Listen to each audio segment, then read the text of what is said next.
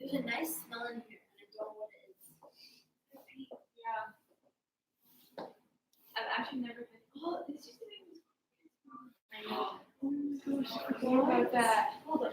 No, I can't see They it. opened like Yeah. Robert De Niro. Yeah. But what used to be here? You got it. This is where the printer area. So Mr. Wine's like little room because he didn't have his own classroom. Remember? It wasn't part of the room. The room finished. Yeah, the room is here. What, didn't there used to be a map on the wall? Was it there? That stayed the same. They didn't change the Yeah. sound. It looks so different.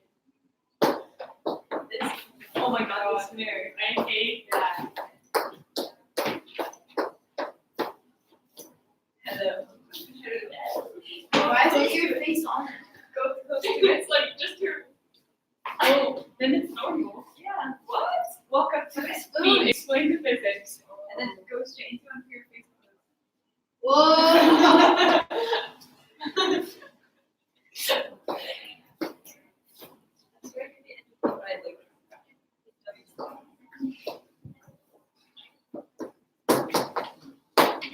See, I can't see myself in the mirror.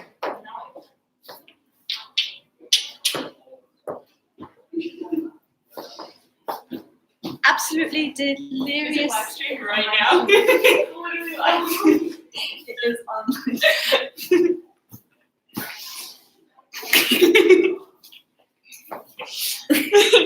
Anyone watching? Yes, there is oral engines were like really good. Thank you so much. If you want to be on the live stream, you can. But Yeah. It's live streaming right now.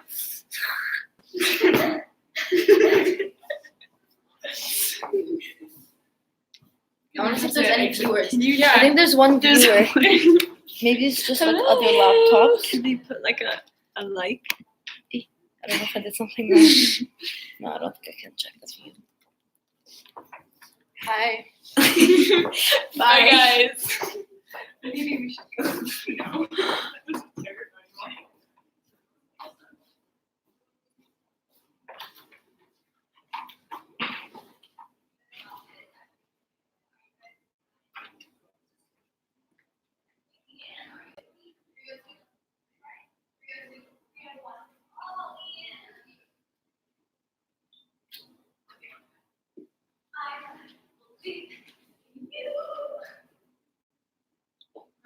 Are you timing fun? Fun. What are you timing? Huh? What are you timing? Am I timing? What are you? This the same thing. Oratory. There's like 4 different videos. What? I kind of wish I did it this year. It seems so fun. It's just chill. Like, I I thought it was know. gonna be like a weird. Because we don't want to go like. I know. See, I thought it was gonna be like This that. it's not intimidating at all. 'Cause there's no audience. It's I thought it fun. was gonna be already. I know. So I actually wish I did it. It looks fun. Like some of the stuff looks actually fun. I think I'm gonna do it next year. Do it once. Actually, because when I heard for instance, I thought it was like the like crime scene. Like Exactly. that's what I thought. Because that's what it like sounds like. Yeah. But it's okay. What's the physics behind that? Yeah, you don't have to know like gravity. I don't know. Is that even physics?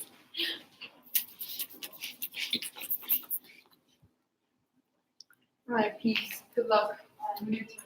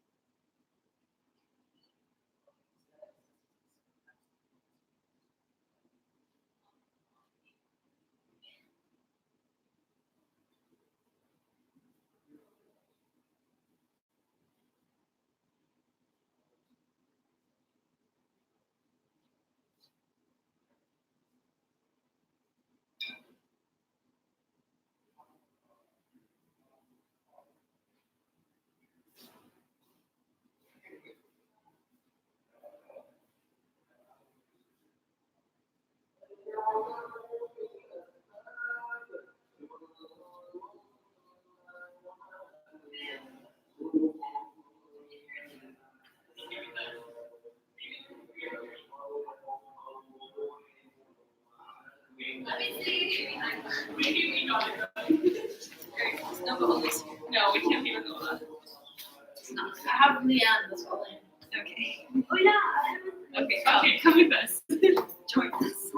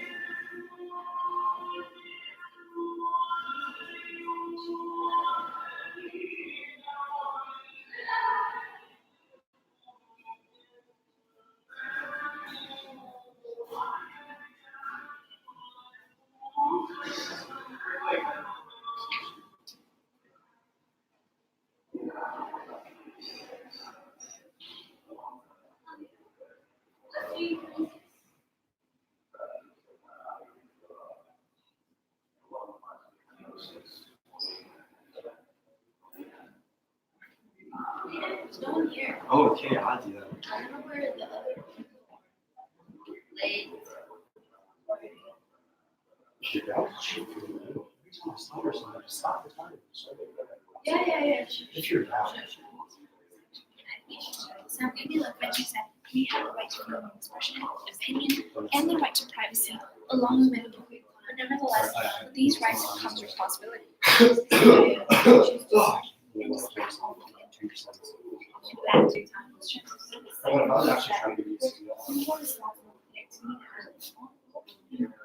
That would, then you would know, like, stop there. I know. Hi. Hello. How are we in here for setup? This is a I don't debate think- room, but it's oratory right now. So we don't use the podium for So I'm wondering if we can just wheelie these. Clear for So we can make this easy.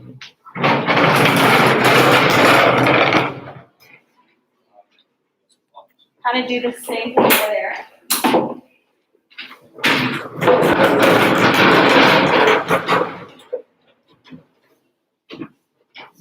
And then we can just turn that and put it against that, and that should be more than enough room for oratory.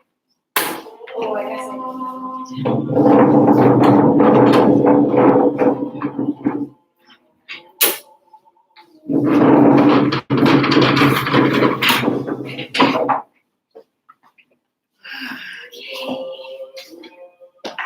Timer is just. Hi. Where's the way down? First. So, is it Leanne? Leanne? Yeah, okay. And then Dia, Jonathan, I assume that's you? Yep. And that way Shai. Wondering if my kids know how to get here. They just. There you are. That's okay. That's all right. That was just for you. We will start after the prayer call. Alright. Just because that could be a distraction, plus it may be important for some people. I think it's gonna do a whole time after this. It's gonna We can get like a speech in 10 minutes.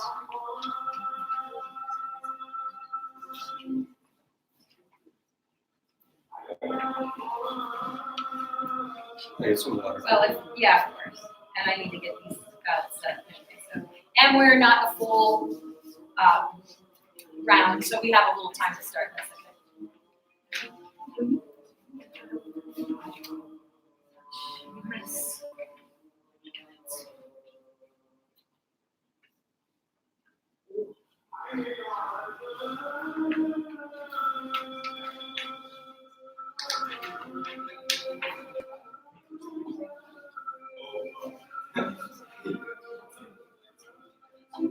Yeah. After Oratory, would it be possible for like us to talk to our coaches? Yeah, of course you can talk to the Like, coach. will we have time to make sure to? Sure, you're gonna have some time. It probably won't be tons, but yeah. Okay. You just like you can't ask me how you did because I'm Right. judging you, Right. like that kind of thing, but yeah. I just need to ask Mr. Lyons. He wouldn't judge me. Sure. So it's not possible though to like want to hold up like my phone that has like the words on it. No, sorry. It's right there at the house. Yeah, I'm glad you asked, but no. It's right there. Yeah, I mean, you never know. Like, but sometimes you can ask something and then you just get like the answer you want from it completely. Absolutely. I need to run very quickly to a Burlington room just because I needed to clarify something with the judge to make sure, and then I'll come back and maybe the third one will be done with it.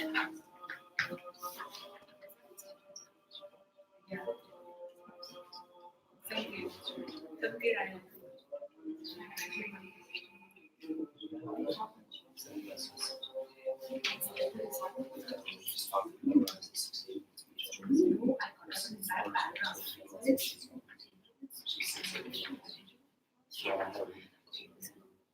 Are you the only one you're done?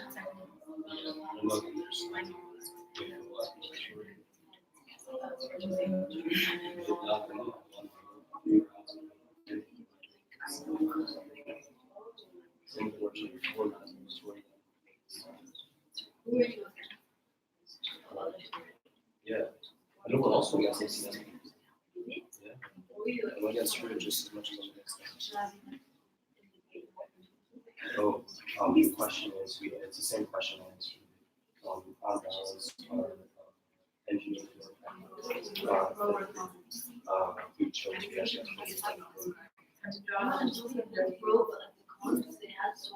Yeah, cost better.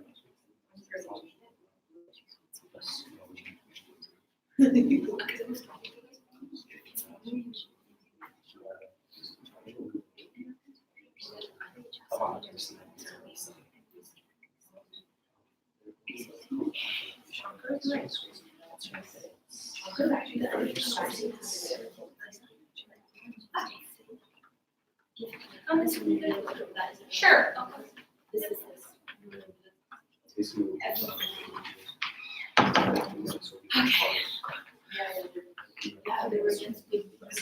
Alrighty, so the speaking order is Leanne, Dia, Jonathan, Oshoni. Nobody should have phones on, right? They're all off and we're not using phones to have our students. He asked, thought I should ask. The timer's over here. Timer, you're going from countdown, so 8, 7, 6, 5, 4, 3, 2, 1. So that should be okay, I hope, with everyone. We wish you all the best. And whenever you start speaking, then we will start. All right, thank you, Leanne. As I was researching on the internet, specifically how to write an interesting introduction to a speech, I thought to myself, perhaps Google is taking this search and integrating it into a profile that they have created of me. Judging by this fact, it seems now that I have become the product of Google, and they are most likely selling this information to other major corporations as I am speaking. So the old saying, you know yourself better than anyone else, might become obsolete as the internet evolves and attains more information about us. With abuses of databases such as Cambridge Analytica, using data analysis to manipulate processes such as elections through advertising, some may argue against the internet monitoring our activity and information flow. Yet, this just might not be as much of a negative concept as it seems at first glance. You may be taken aback by my statement. Of course, we all know the novel 1984 by English author George Orwell. In his famous novel, Orwell describes a society in which citizens are under constant surveillance by their government, a world that is to be avoided at all costs, as we all essentially have the need for privacy at different degrees. After all, who would want their every move tracked by their government? Ultimately, this is a dystopian novel, and we should bear in mind its warnings. While the concept of privacy might vary from one person to another, according to Merriam-Webster's Law Dictionary, the definition of privacy is, quote, freedom from unauthorized intrusion. What if intrusion was authorized? Then the question becomes, when should we give up our privacy to the internet? What would it cost us to sacrifice our right to isolation from public scrutiny to the internet for maximizing cybersecurity and enhancing healthcare? What if we knew our information was being accumulated? Let's take Google as an example. Google has a service called Google Blue Trends that tracks outbreaks in a region and reports the information to clinics. The service dynamics are based on analyzing search history patterns and synthesizing searches to track outbreaks. Yuval Noah Harari, author of Homo Deus, book encapsulating the agenda and future of humanity, mentions that, quote, the service, even with certain limitations, such as not reading private emails of individuals, is capable of knowing when there is an outbreak on the rise roughly 10 days before any other conventional health service. But the key to actually putting this service into use is by implementing our information into databases such as Google. Suppose an epidemic such as cholera were on the rise, a disease that the World Health Organization classifies as a global threat. Just think of how many consequences the service can help us avoid with the act of predicting and possibly reversing the rise of such epidemics. Enhancing healthcare, of course, is only one of the few goals we can achieve through using the internet. Unfortunately, in our contemporary world, a child can be just a few clicks away from the risk of being exposed to inappropriate content, cyber stalkers, cyber predators, and many more. Bearing in mind, there is the option of completely isolating a child from the use of technology.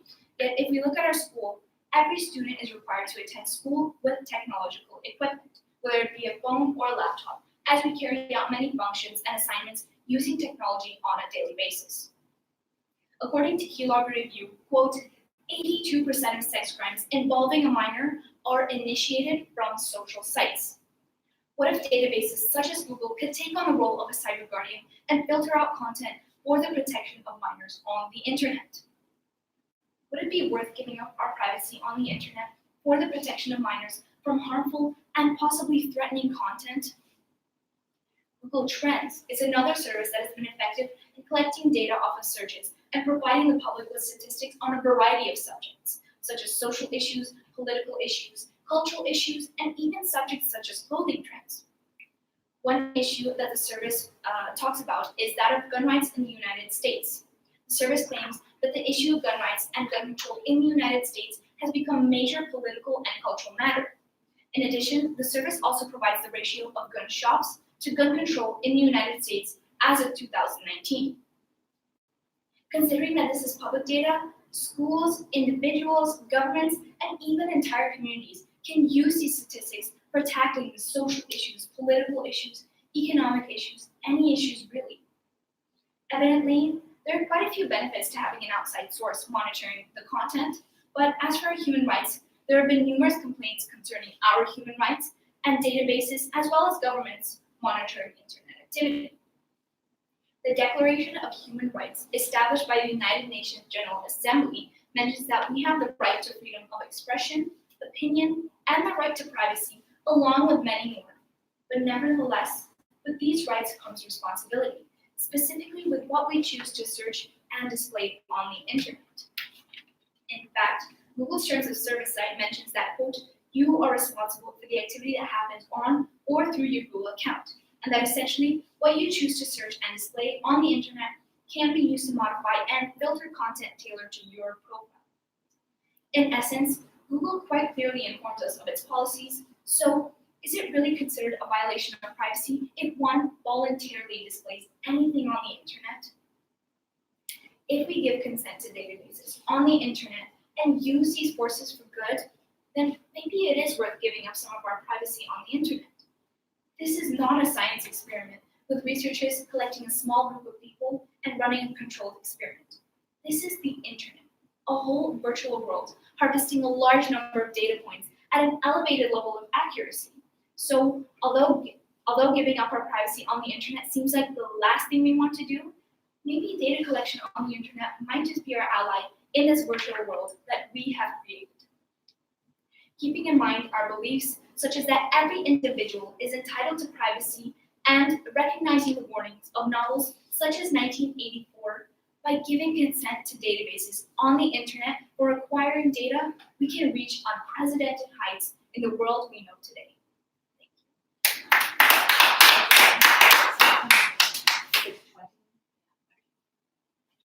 All right, thank you, Leanne. Up next, Dia. There's the Jamie label first week. It's called Happy Never After. Just in case. Never after happy. You can mind.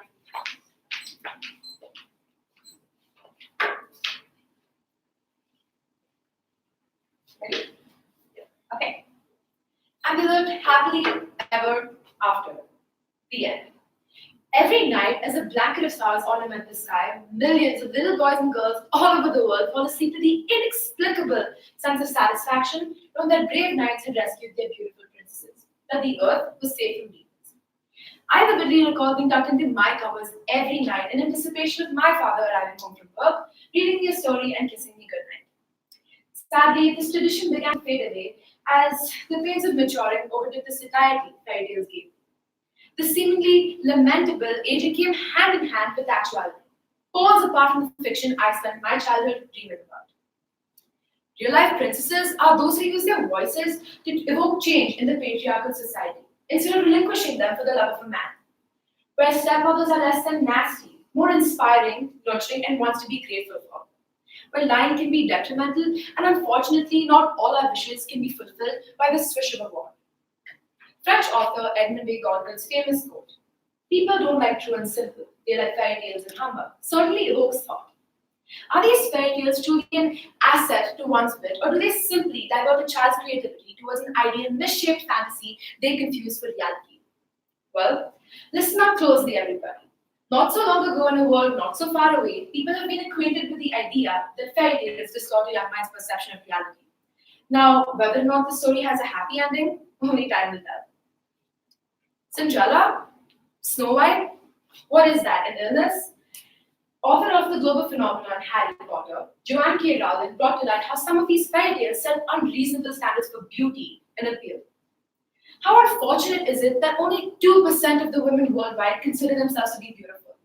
That when I close my eyes, the word princess immediately translates to a fancy ball gown and a beautiful body, not a kind heart or a spirited soul. It really does begin at the ages 3 or 4.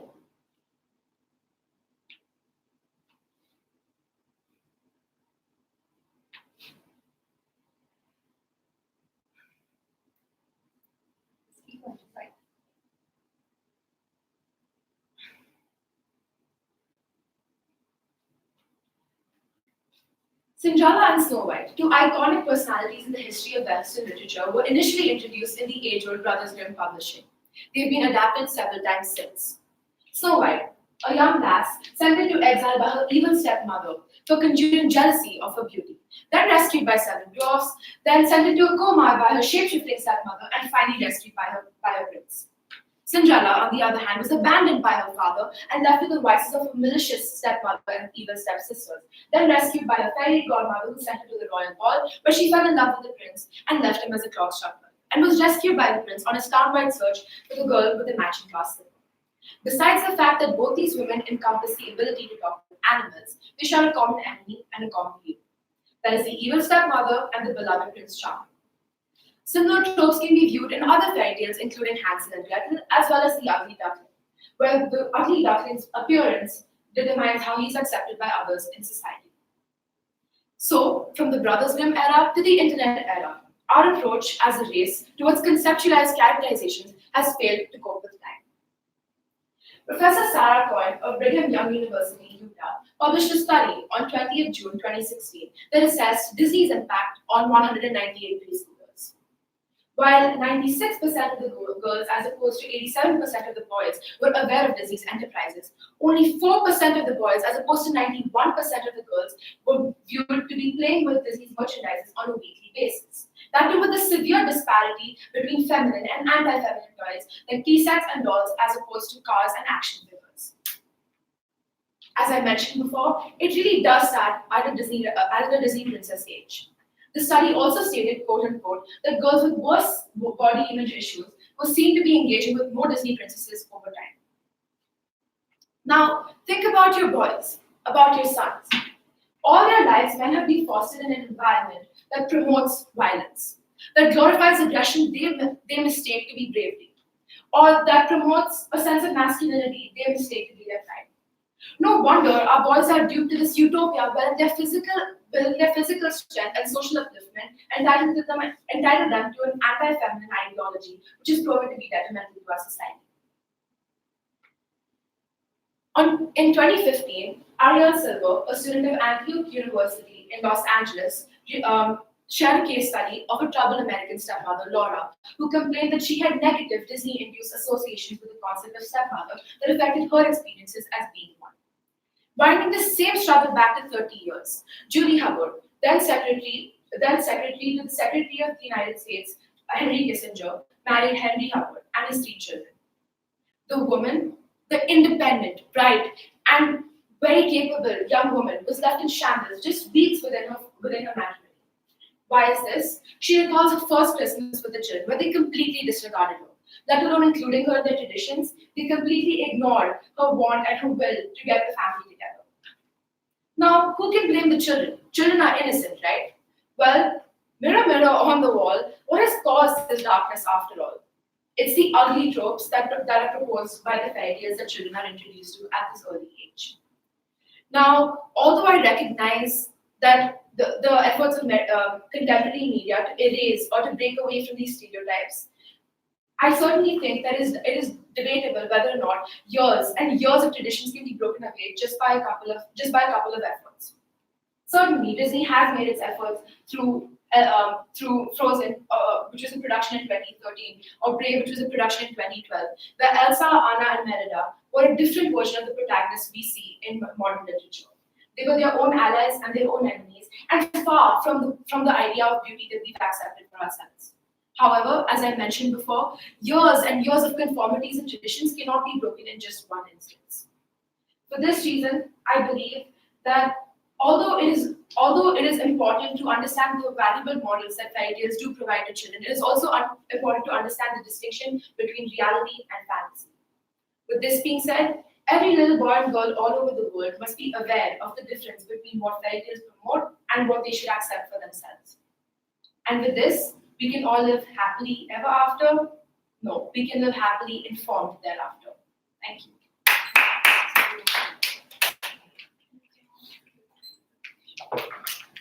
Okay, Jonathan.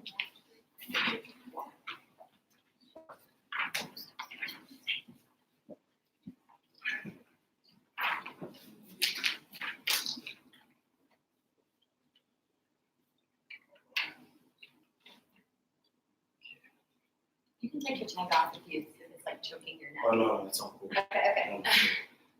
Just Flicking it behind you. All right.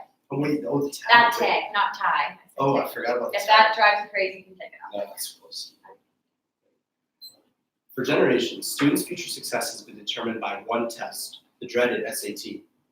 According to the NEA, the first standardized achievement tests were developed by Edward Thorndike and his students at Columbia University in 1908 and 1916, specifically in arithmetic, handwriting, drawing, spelling, reading, and language ability.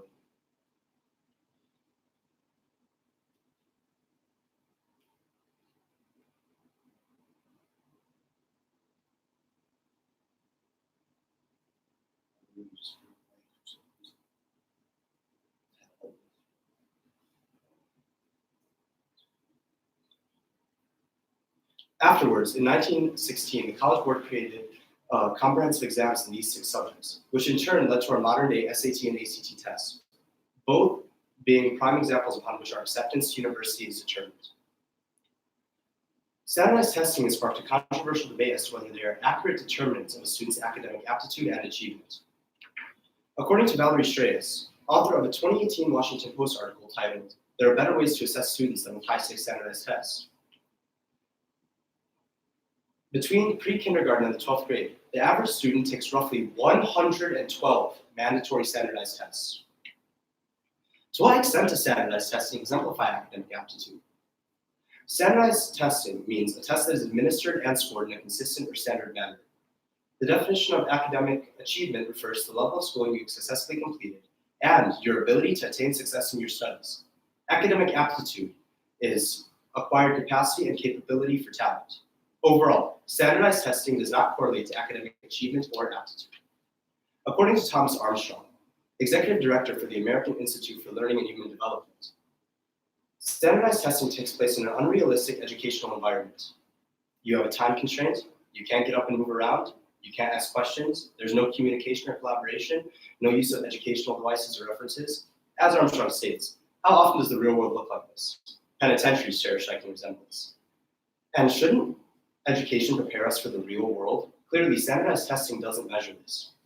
We need to prepare students for the real world by focusing on attributes necessary for success in their futures, such as communication and critical thinking, and assessing these attributes accordingly.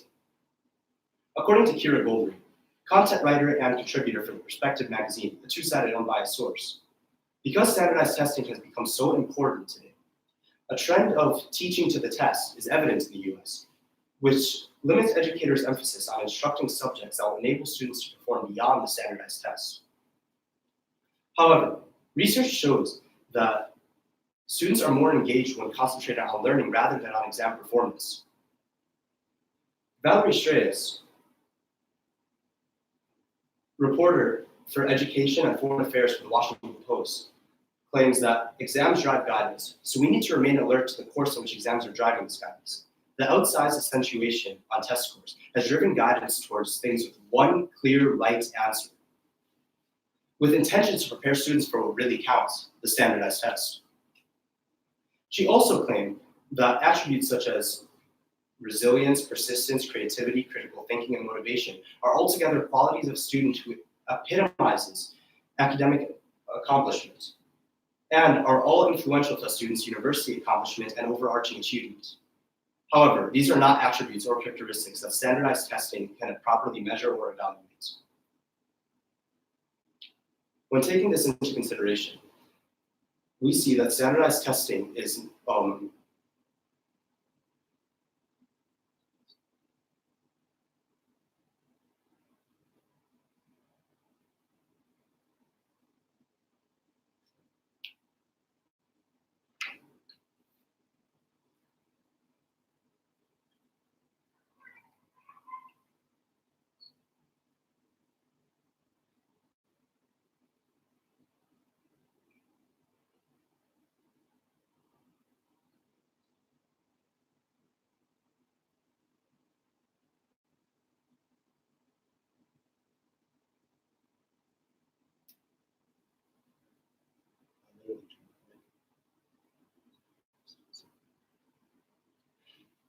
standardized testing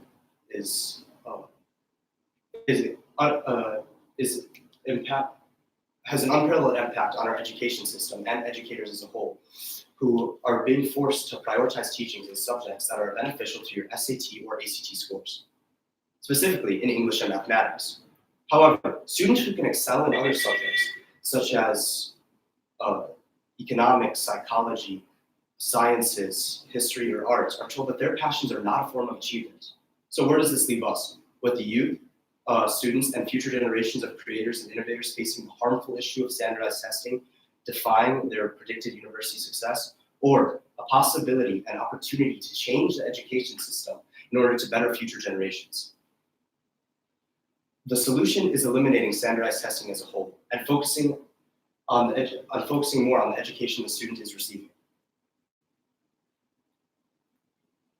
According to Rebecca Saffier, a contributor for Prep Scholar, a recent trend of less reliance and even nullification of standardized test scores has come into fruition in the US. Some extremely prestigious universities, such as the University of Chicago and George Washington University, are considering standardized test scores, are gone test optional by considering standardized test scores to be obsolete and not needed for their acceptance at university. Other schools going extremely flexible towards test scores are New York University, Colby College, and Colorado College.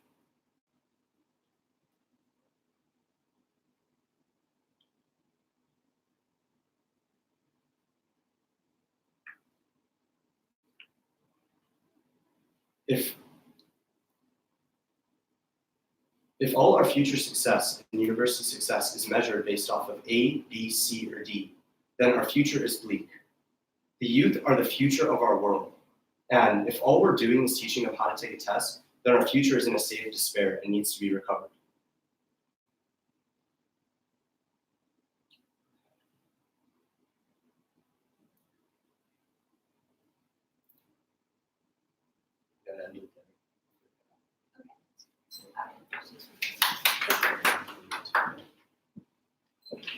Alright, and the last person, Shawnee, this week.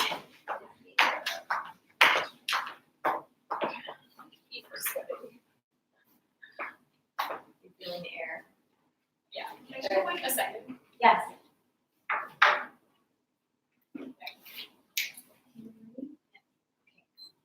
Close your eyes.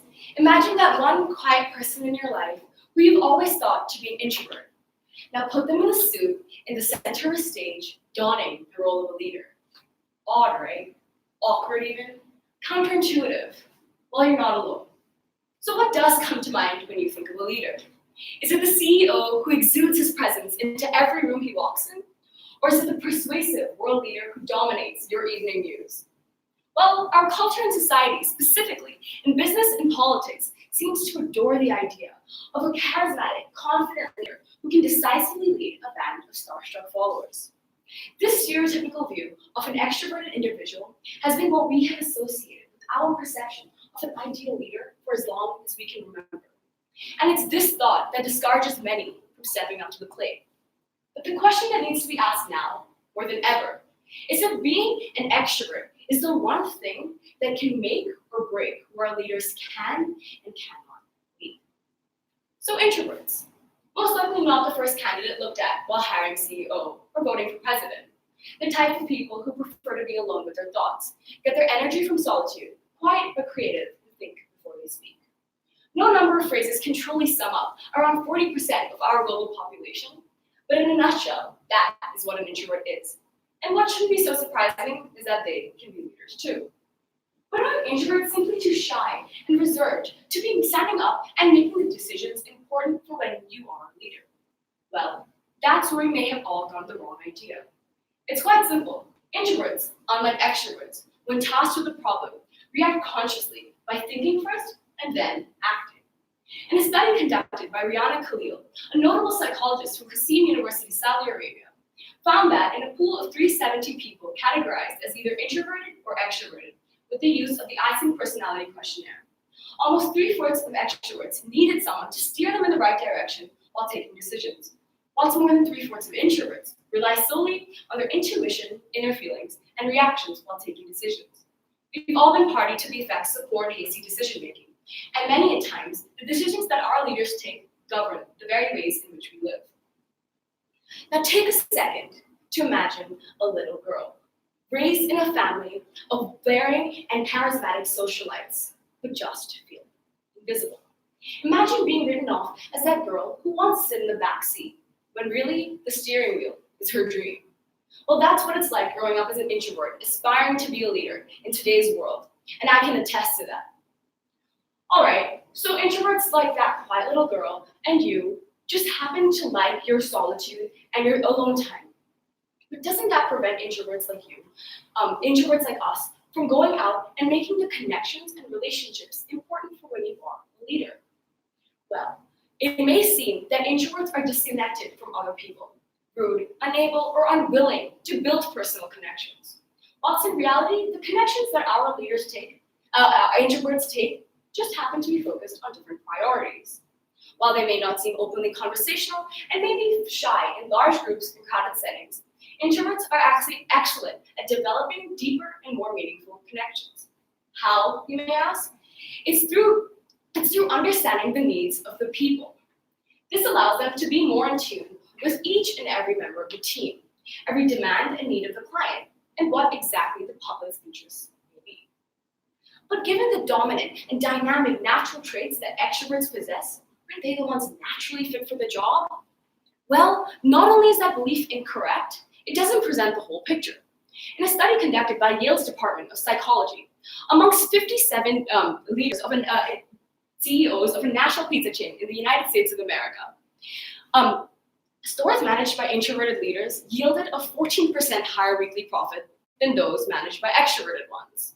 This exact same pattern was repeated in an experimental study wherein college students were participating in a t-shirt folding competition, wherein participants were 28% more productive under an introverted leader than an extroverted one. But that begs the question of how? Well, researchers suggest that this is because introverted leaders are more likely to let proactive and enthusiastic employees run with their ideas, whereas extroverted leaders may feel slightly threatened. So why does any of this really matter? It's because in the real world, introverts aren't given the same playing field. Organizations and companies have been proven to likely hire individuals who are assertive, go-getting, and able to seize the day. But this ostracizes many from the table, and many times the best candidate may not get the role. Don't get me wrong, I'm not saying extroverts shouldn't be leaders, but we as a society have programmed into introverts' minds that they'll never make it as a leader, that they'll never matter compared to their extroverted counterparts. But that's just cataloging real people into two polar opposite binaries of personality traits, when in reality, the world isn't that black and white. So the solution? It's simple. Change the system. Schools from an early age must provide leadership programs that do not base merit solely on the loudest and most confident speaker, but rather the leader who is able to manage a team and manage them well.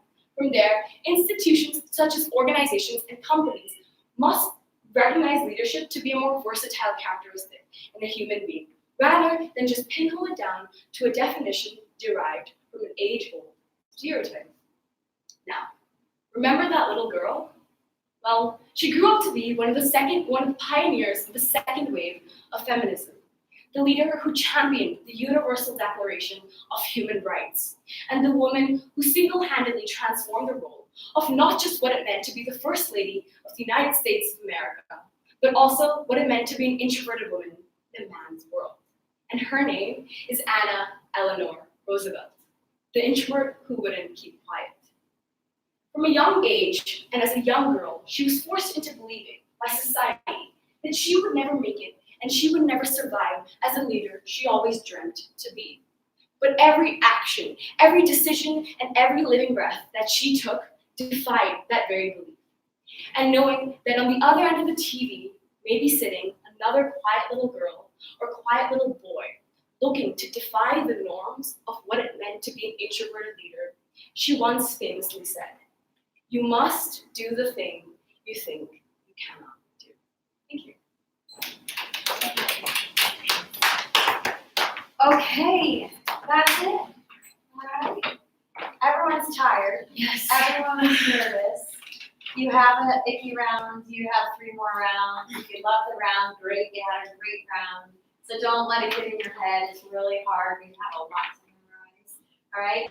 Help each other out. I appreciate you supporting one another in here. It's hard until we get the nerves and things out. So, yeah. Can I just ask a question? I completely forgot what the time constraints were for oratory. Like, what is it? 37 students. 30 seconds. Is there like any like leeway time after the 8 minutes? So everyone is under 8, so that's not an issue. If you look in your program, the rules and the roles, like each event is in there. Okay. So you can confirm that just to be sure and to go back through and read it. But no, that's all right. So the limit, the minimum time is 5.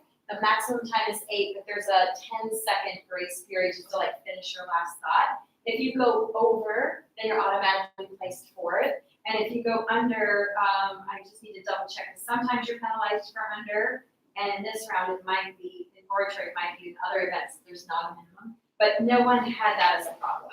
So even if you like kind of stuttered and it took a lot of your time, probably if you finished your speech, you would probably still be 5 minutes or over. because by the time you were starting to struggle, you had already gone your 5 minutes. So that shouldn't be an issue.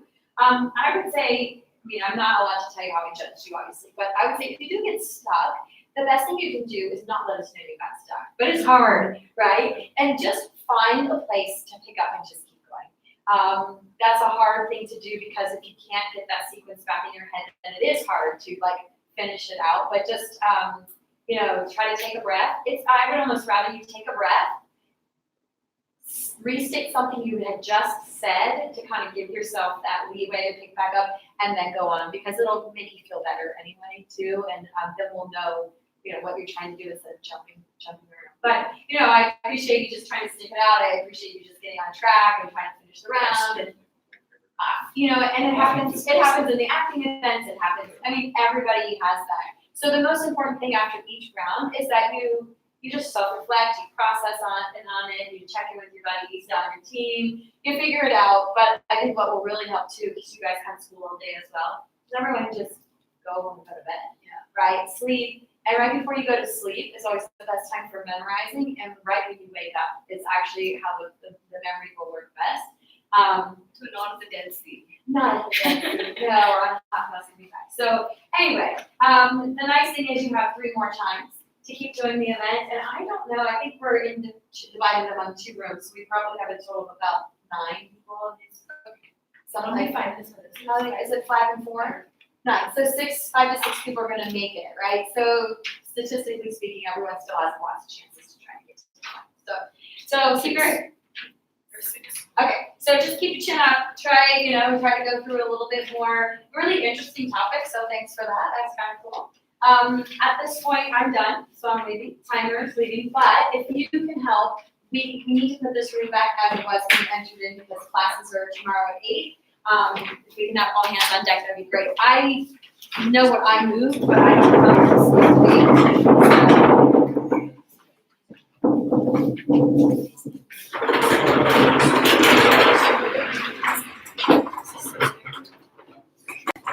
how are the classes? How are these set up? Just push it up. You Got it. didn't. Okay. I wasn't sure. And then down here is next.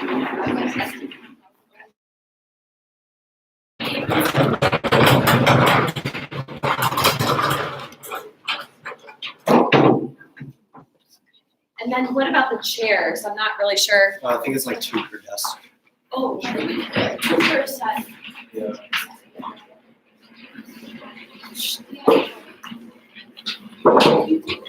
I saw this coming. And it's saying, is this the way it's supposed to be in the middle here? Yeah. Is this chair And two supposed per to side, you're saying? be? Is this chair supposed to be? I'm just gonna keep it there. I don't want her to see it. I think if we're close, that's good.